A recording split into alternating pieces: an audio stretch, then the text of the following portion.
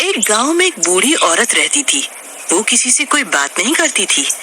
वो दिन के वक्त अपने घर से बाहर नहीं आती थी, सिर्फ रात होने पर ही घर से बाहर निकलती थी।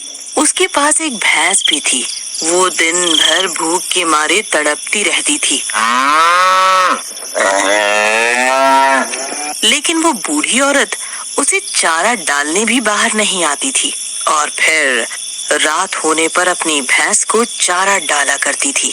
क्योंकि वो बूढ़ी औरत कोई आम औरत नहीं थी, वो एक चुड़ैल थी।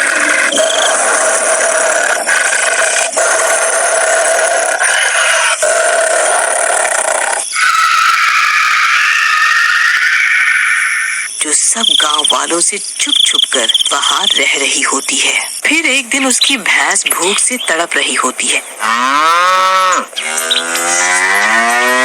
तभी वहाँ से दो दोस्त गुजर रहे होते हैं।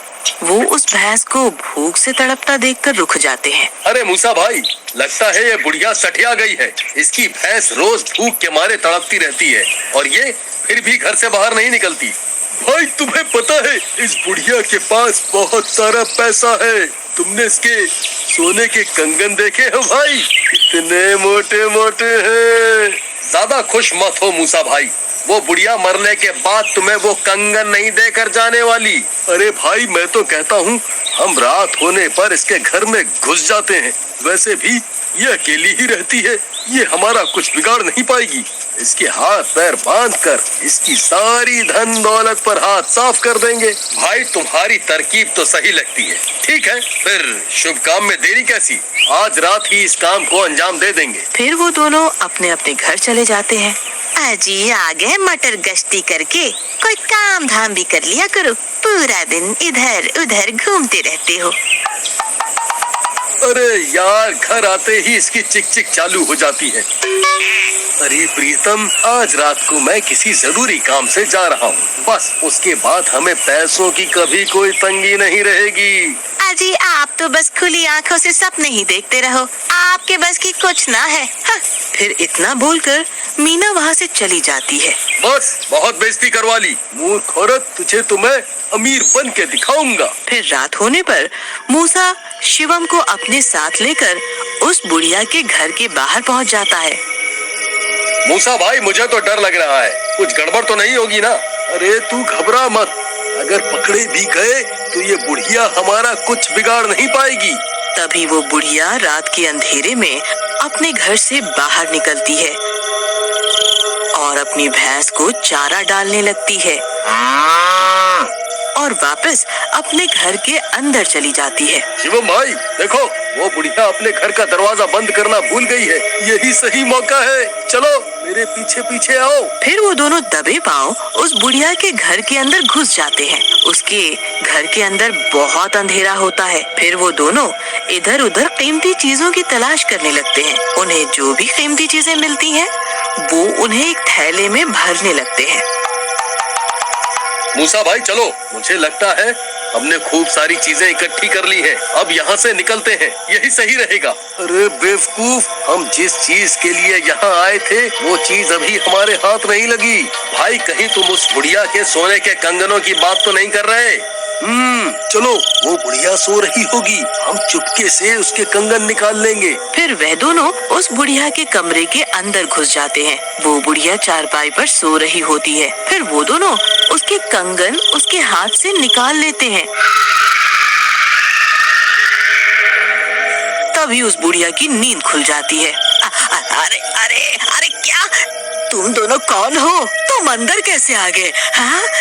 बुढ़िया, ज्यादा शोर मत मचाओ, नहीं तो अभी के अभी तेरी जान ले लेंगे। तुम्हें रात को यहाँ नहीं आना चाहिए था। जितनी जल्दी हो सके यहाँ से भाग जाओ, नहीं तो अच्छा नहीं होगा। अरे शिवम भाई देख तो, ये बुढ़िया हमें यहाँ से भागने को कह रही है। ए बुढ़िया, अभी हमारा काम पूरा नहीं हुआ है। तेरे पास जितने भी पैसे हैं अभी के अभी हमें दे दे।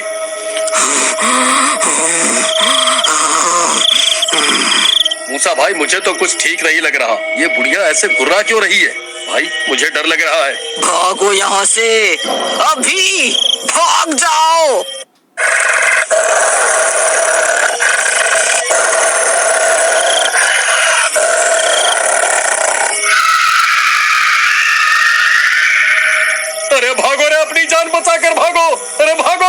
तभी शिवम वहाँ से भाग जाता है और मूसा वहीं रह जाता है। तभी वो बुढ़िया चुड़ैल में बदल जाती है और मूसा का हाथ पकड़ लेती है। मम्मी, ये तो चुड़ैल बन गई। अरे मर गए रे शिवम भाई, मुझे बचाओ, ये बुढ़िया तो चुड़ैल निकली। अरे बुढ़िया जी मुझे माफ कर दो, आप तो गुस्सा आते ही चुड़ैल बन गई। अरे मर गया रे। तभी शिवम भागकर घर से बाहर निकल जाता है और खिड़की से मूसा को देखने लगता है। अरे मूसा भाई जल्दी वहाँ से निकलो, नहीं तो ये चुड़ैल तुम्हें कच्चा ही खा जाएगी। अरे नाच बेटे, खुद तो मुझे यहाँ छोड़कर भाग गया, अब मैं कैसे आऊँ? इस चुड़ैल ने मुझे पकड़ रखा है। भाई किसी को मदद के लिए बुला कर लाओ। फिर शिवम भागकर उस बुढ़िया के पड़ोसी के पास जाता है और उसे पूरी बात बताता है। हे भगवान, वह कोई आम बुढ़िया नहीं है भाई, वह एक चुड़ैल है। तभी तो वह कभी भी दिन में अपने घर से बाहर नहीं निकलती थी। भाई अगर हमें इसकी असलियत के बारे में पता होता तो हम उसके घर चोरी करने जाते ही क्यों? फिर राजेश शिवम के हाथ में उस बुढ़िया के कंगन को देखकर चौंक जाता है। अरे मूर्खों, तुम्हें उसके कंगन नहीं चुराने चाहिए थे। इन्हीं कंगनों की वजह से वह बुढ़िया उस चुड़ैल पर काबू करती थी और तुमने ये कंगन ही उसके हाथों से निकाल दिए। हमें अभी उसे ये कंगन वापस पहनाने होंगे, नहीं तो तुम्हारा दोस्त आज जिंदा नहीं बचेगा। फिर राजेश और शिवम वापस उस बुढ़िया के घर के अंदर घुस आते। अरे शिवम भाई जल्दी मेरी मदद करो, ये चुड़ैल मुझे खाने की बातें कर रही है। मूसा भाई, तुम्हें ये कंगन इस बुढ़िया के हाथों में पहनाने होंगे, तभी ये बुढ़िया उस चुड़ैल पर काबू कर सकेगी। फिर शिवम उन कंगनों को मूसा की तरफ उछाल देता है। मूसा उन कंगनों को पकड़ लेता है और चुड़ैल को पहनाने लगता है। वो चुड़ैल भी समझ जाती है कि मूसा उसे कंगन पहनाना चाहता है। तभी वो चुड़ैल मूसा के हाथ से वो कंगनों को नीचे गिरा देता है। अरे मर गए रे, ये चुड़ैल अब ये कंगन नहीं पहनने वाली। भाई अब क्या करें?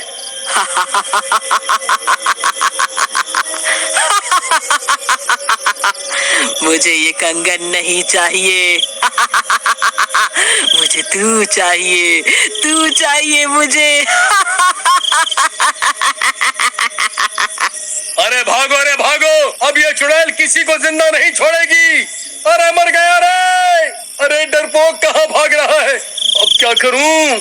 वहीं दूसरी तरफ मीना मूसा के घर ना आने पर परेशान हो जाती है। अरे इतनी रात हो गई है, ये अभी तक आए क्यों नहीं? फिर मीना अपने पति की तलाश में निकल पड़ती है और कुछ देर चलने पर उसकी नजर उस बुढ़िया के घर पर पड़ती है। वहाँ से बहुत तेज तेज आवाजें आ रही होती हैं।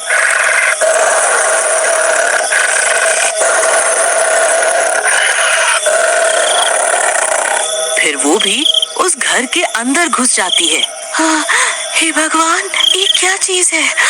अजी, आप यहाँ कैसे फंस गए? अरे भाभी जी, अच्छा हुआ आप आ गईं। देखिए ना, आज हम बहुत बड़ी मुसीबत में फंस गए हैं। हम इस बुढ़िया के घर कंगन चुराने आए थे, लेकिन ये कमबख्त तो चुड़ैल निकली और इसने मूसा भाई को पकड़ लिया है। अब आप ही कुछ कीजिए ना। प्रियतम, मुझे बचाओ, नहीं तो ये चुड़ैल मुझे कच्चा ही खा जाएगी। फिर मीना हिम्मत करके आगे बढ़ जाती है और उन कंगनों को उठा लेती है। ध्यान से भाभी, अगर आप इस चुड़ैल के पास गईं तो ये आपको भी पकड़ लेगी। अपने पति की जान बचाने के लिए अगर मुझे अपनी जान भी देनी पड़े तो मैं दे दूंगी। फिर इतना बोलकर मीना बिना डरे चुड़ैल की तरफ बढ़ जाती है। मीना की बहादुरी देखकर वो चुड़ैल भी चौंक जाती है और इसी का फायदा उठाकर मीना चुड़ैल को वो कंगन पहना देती है। नहीं, ये तुमने क्या कर दिया? नहीं। फिर देखते ही देखते वो बुढ़िया चुड़ैल पर काबू पा लेती है। बुढ़िया जी, हमें माफ कर दो, हम आपके घर चोरी करने आ गए, हमें माफ कर दो। कोई बात नहीं, मैंने तुम्हें माफ किया, लेकिन मेरी इस असलियत के बारे में कभी किसी को नहीं बताना।